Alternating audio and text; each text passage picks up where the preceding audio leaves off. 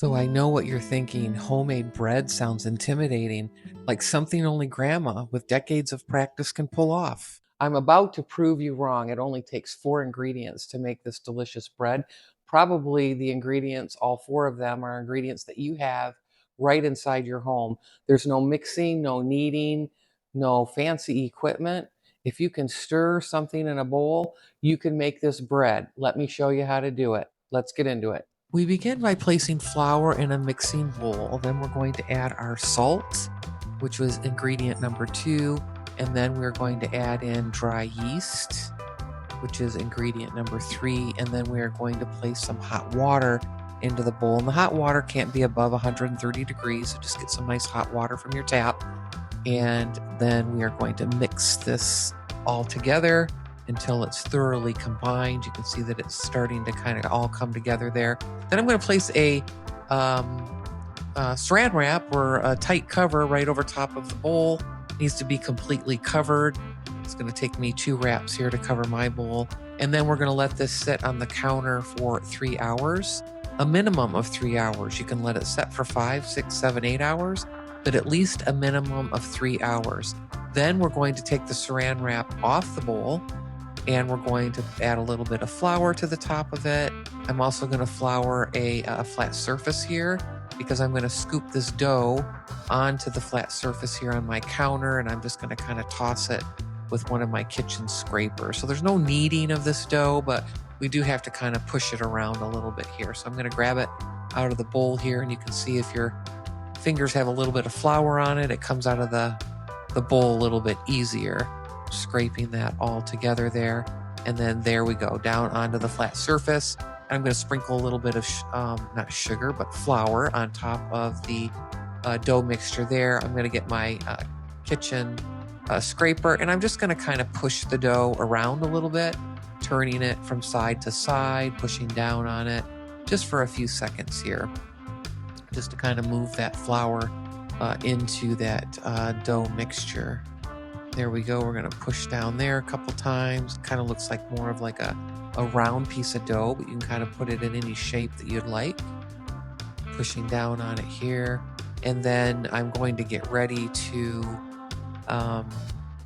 here we go. We're going to push it a couple more times. I'm going to get ready to preheat the oven here in just a few minutes. We're going to toss it a couple times more here. There we go.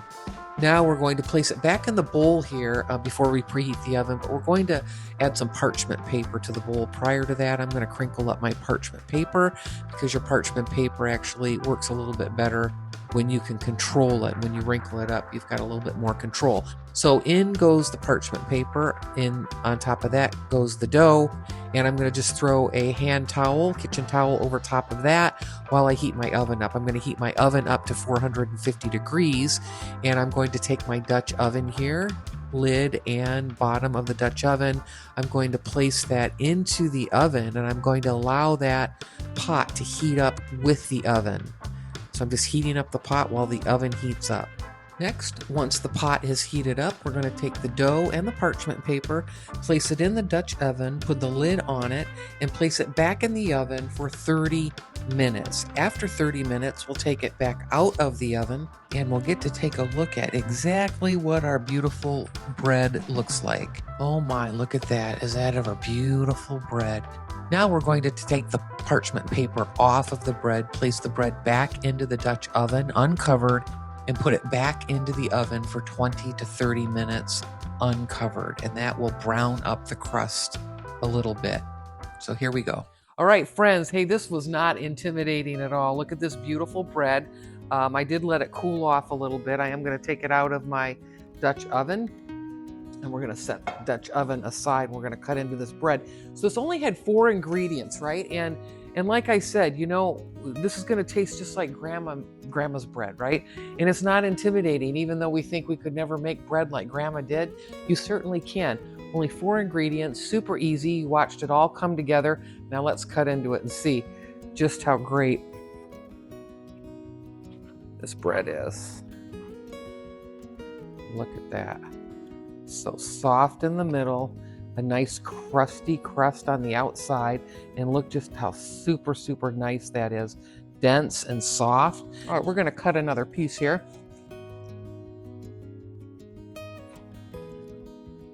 Took me forever. Look at that, beautiful bread, super easy. Let's put a little bit of butter on here and we'll take a bite. So hey, this kind of makes me want to make more of my bread at home, right? Cooking at home a little bit more than buying the bread from the grocery store.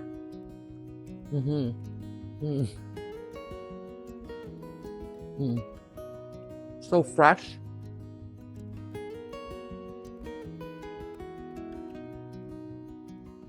Delicious.